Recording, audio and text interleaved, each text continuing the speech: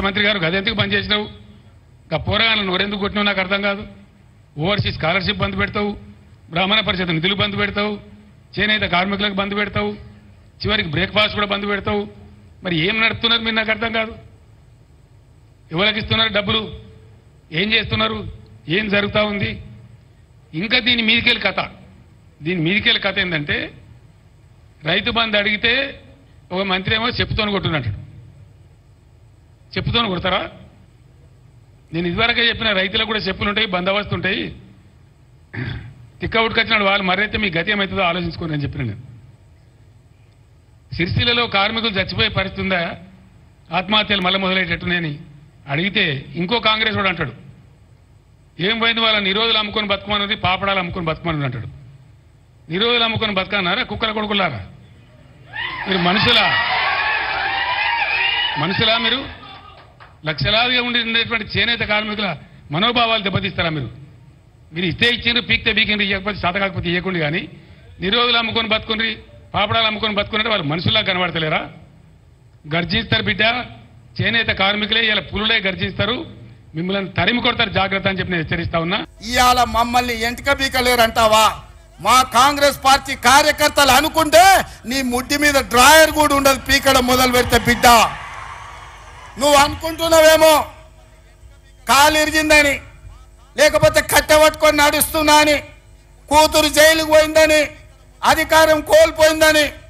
కొంతకాలం మేము సంయమనం పాటించినాం. ఏ మనిషికైనా కష్టం వచ్చినప్పుడు మేము మానవత్వంతో మీ గురించి మాట్లాడకుండా మర్యాద పూర్వకంగా వ్యవహరించినాం. ఇవాళ నువ్వు అనుకుంటున్నావు నువ్వు ఏది పడితే అది మాట్లాడితే చూస్తూ ఊరుకుంటామని. చూస్తూ ఊరుకునేటోడు ఎవరు లేరు. నేను పెద్దలు జానారెడ్డి గారి లాగా కాదు, నేను రేవంత్ రెడ్డిని బిడ్డ. అంగిలాగు ఊడదీసి నువ్వు మాట్లాడే లత్కోర్ లఫంగ మాటలకు చెర్లపల్లి జైల్లో చిప్పకూడు తినిపిస్తా బిడ్డ. నువ్వు అనుకుంటున్నావేమో. వెంటనే బతుకమ్మ చీరలే కానీ, మరో చీరలే కానీ, స్కూల్ యూనిఫామ్లే కానీ అవన్నీ కూడా బకాయిలు ఇమీడియట్ విడుదల చేయండి. నేను చేనేత కార్మికులు చెప్పిన అవసరమైతే మా పార్టీ నుంచి డబ్బులు ఇస్తాం, వకీళ్ళ ఫీజులు, మీరు భయపడేదేం లేదు, కోర్టులో గుంజుదాం, కొట్లాడదామని కూడా చెప్పినాం. రేపు ధర్నా తర్వాత కూడా స్పందించకపోతే, ఆర్డర్లు రాకపోతే 3-4 రోజులలో ఖచ్చితంగా హైకోర్టులో దావా వేస్తాం. ప్రతి ఊర్లో ధర్నా పెడతాం. ఎక్కడెక్కడ చేనేత కార్మికులకు బాధలవుతున్నాయో రాష్ట్రం అంతా రణరంగం చేసి మిమ్మల్ని ఫుట్బాల్ ఆడతాం బిడ్డ, ఇడిచిపెట్టాం, జాగ్రత్త. డబుల్ బెడ్రూమ్ ఇల్లు కట్టియాలి. నేను మాత్రం నీకు తప్పకుండా డబుల్ బెడ్రూమ్ ఇల్లు కట్టిస్తా చెర్లపల్లి జైల్లో. ఎందుకంటే కొడుకు కోడలు వస్తే యాడు ఉండాలి, బిడ్డ అల్లుడు వస్తే యాడు ఉండాలి. అందరు కలిసి చెర్లపల్లి జైల్లో ఉండేటట్టు మీకు డబుల్ బెడ్రూమ్ ఇల్లు కట్టించే బాధ్యత మా లక్షలాది మంది కాంగ్రెస్ పార్టీ కార్యకర్తలు తీసుకుంటారని చెప్పి నేను ఈ వేదిక మీద నుంచి చెప్పదలుచుకున్నా. చేనేత కార్మికులు మొన్నటిదాకా దొబ్బి తిన్నారట. దొబ్బి తిన్నారా దొంగనా కొడుకులారా? దొబ్బి తిన్నారా? కష్టం చేసిండ్రు పాపం. గవర్నమెంట్ ఆర్డర్లు ఇస్తే నేసిండ్రు, ప్రజలకు పంపించిండ్రు. లేని అవ్వలకు, చెల్లెళ్లకు, అక్క చెల్లెలకు పాపం బతుకమ్మ చీర పేరు మీద ఒకటి పోయింది, రంజాన్ తోఫా కింద ఒకటి పోయింది, క్రిస్మస్ తోఫా కింద ఒకటి పోయింది. వాళ్ళు బతికిండ్రు.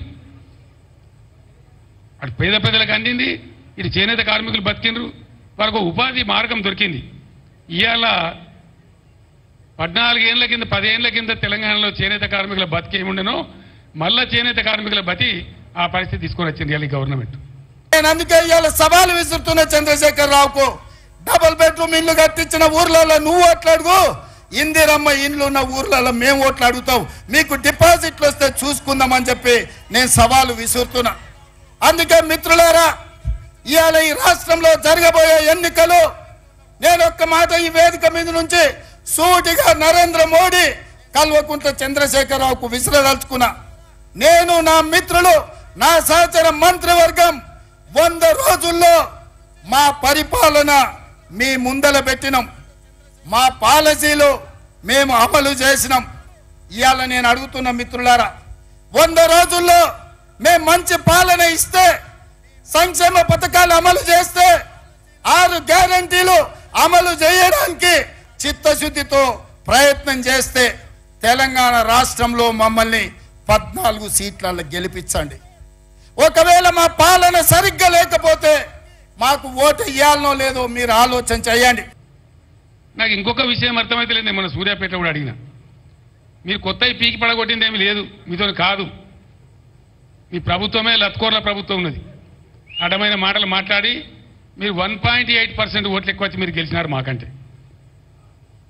మేమేం రౌట్ కాలే, ప్రధాన ప్రతిపక్షంగా ఉన్నాం. మాకు 37% ఓట్లు వచ్చినాయి, మీకు 38.9% ఓట్లు వచ్చినాయి, అంతే. 38.8%. జస్ట్ 1.8% ఓట్లు మీకు వచ్చినాయి ఎక్కువ. ఎందువల్ల? మీ లత్కోరు వాగ్దానాల వల్ల, మీ ఉల్టా సీదా వాగ్దానాల వల్ల. మీ తులం బంగారాన్ని కొందరు మోసపోయినరు, 10 లక్షలకు బదులు 12 లక్షల దళిత బంధు కొందరు మోసపోయినరు, 2000లకు బదులు 4000 పెన్షన్ కొందరు మోసపోయినరు, అంతే కదా. మీ 2 లక్షల రుణమాఫీ కొందరు మోసపోయినరు, మీ 500 బోనస్ ఇతరని కొందరు మోసపోయినరు, లేడీస్కు స్కూటీలు, ఇంకా స్కూటీ, మీ స్కూటీల దానికి కొంతమంది మోసపోయినారు. ఇలా బిడ్డ వాళ్ళే మీ కళ్ళు కాల్చి వాత పెడతారు, మీకు చూపిస్తారు మీ కథ ఏందో, మీ రామాయణం ఏందో. నేను ఇక్కడ మాట్లాడే కొద్దిమంది వింటుండొచ్చు, కానీ ఇప్పుడు రాష్ట్ర వ్యాప్తంగా లక్షలాది మంది వింటున్నారు నేను మాట్లాడే మాటలు. మీ తొత్తు పేపర్లలో తప్ప నిజాయితీ ఉన్న అన్ని పేపర్లలో కూడా వస్తుంది. ఇక నిజాయితీ పేపర్లు ఏంటియో తొత్తు పేపర్లు ఏంటియో రేపు బయట పడుతుంది. ఇక నిన్న మొన్న ఆ మధ్యలో అన్ని కుక్కలు మొరిగినాయి. నిన్న మొన్న ఒక నక్క బయలుదేరింది, మొన్న సూర్యాపేటకు పోయింది, నిన్న కరీంనగర్ పోయింది. ఆయన అంటుండు నన్ను ఏం బిక్తారు మీరని. మొన్న మాట్లాడింది మీరు చూసుంటారు, కేసీఆర్ గారు మాట్లాడింది, నా ఎంటిక కూడా బీకలేరని మాజీ ముఖ్యమంత్రిగా మాట్లాడిండు. ఇది మాజీ ముఖ్యమంత్రి మాట్లాడే భాషనేనా?